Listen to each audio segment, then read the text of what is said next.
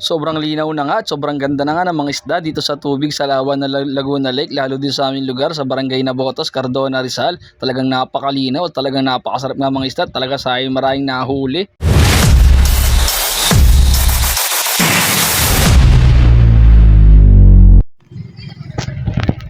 Yo mga kaidolo, samahan nyo nga pala kami mga isda dito sa Amianan Beach Resort. Ang gamit nga pala natin ay ang ating pamante, mga kaidolo, kasama ko ang aking darling.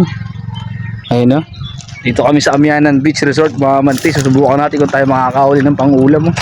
Bang ganda ba naman ng view dito, patag at talagang matining ang ang ating karagatan, walang alon.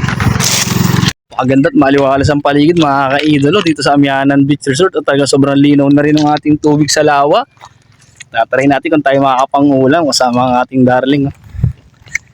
Kaya samahan nyo kami kung makakapang-ulam o lugi ang aming lakad.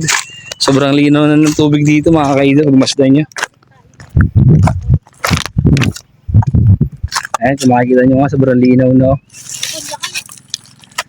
Pagdating nga namin sa spot na aming kakaratan, dali-dali kagad ako nagubad ng aking saplot at talagang lumusok na kagad ako dito upang makatesting nga ng pang-ulam. Talaga naman napakalinaw at napakaginawa magbabad sa tubig ngayon sa Lawa na Laguna Lake. Sana ay tuloy-tuloy na ang paglinaw at pagganda ng kondisyon ng lawa para tuloy-tuloy na rin ang pag-aani at pag-aalaga ng isda rito. At sana naman kumita mga namamalakaya tulad nga rin namin na umaasa rin sa paghahango ng isda. Sana mabuhay ang mga alaga niyong isda, tilapia, bigid at bangus, dahil ako rin ay makikinabang niya sa mga kaibigan at suki natin nahanguan ng isda tulad ng bigid, bangus at tilapia. Sana ay mapalaki nyo ng ayos para kayo ay kumita. Siyempre kahit paano meron din tayong kita pag tayo nagkasundo sa presyo, kami ang hahango ng isda nyo. At dito nga tuloy-tuloy pa rin ako pangangalat. At meron nga pala kaming naabot na dyan, nagpipiknit ng barkadahan ng kabataan na tiga puro 4 sa guwi dito nga sa Barangay Nabotos. At sabi nga, uy, kaidolo nagbablog, kasama tayo sa video niyan.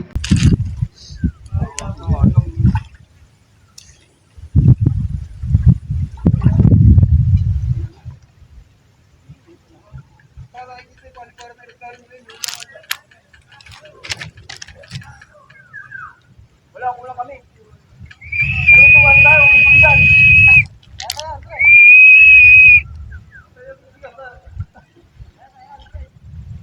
Kompreso na lang, ito, may binata.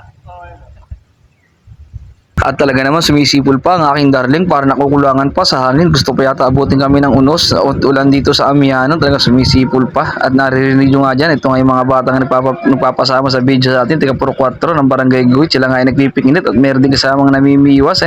Sila yata ay nagpaluto dyan upang magpapresko at magpahangin dahil nga sobrang init nga dyan sa may taas. Dito nga lumaginawa sa Amianan Beach Resort. Bukod na sa mahangin ay makakapaligo ako pa sa napakalinaw na tubig at napakaway pa nga sila dyan. Sorry na at napakalikot ng ating cameraman ng aking asawa at sobrang labo pa ng pagkakakuha.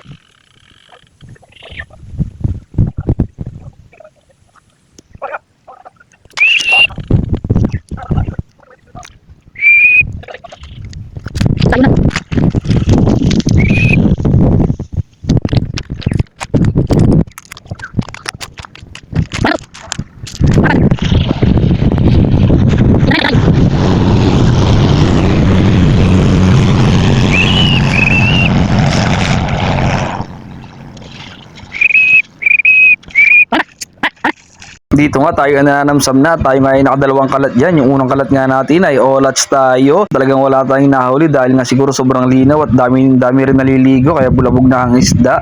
Pero kahit ganun, talagang solid pa rin naman ang aking experience uli sa pamamanti sa ganito kalinaw na tubig. Dahil halos 1 taon nga na hindi luminaw ang tubig sa Lawa na Laguna Lake, ngayon lang talaga luminaw ng todo. At syempre meron na rin yung kasamang liya. Sa kabagatang side nga pala ay napakakapalan ng liya. Talagang kulay matcha na milk tea. Dito nga sa Amianan side ay hindi pa ganong makapal ang liya at paunti-unti pa nga lang kaya sobrang linaw pa, kitang kita. At ito nga pala ang aming naging huli.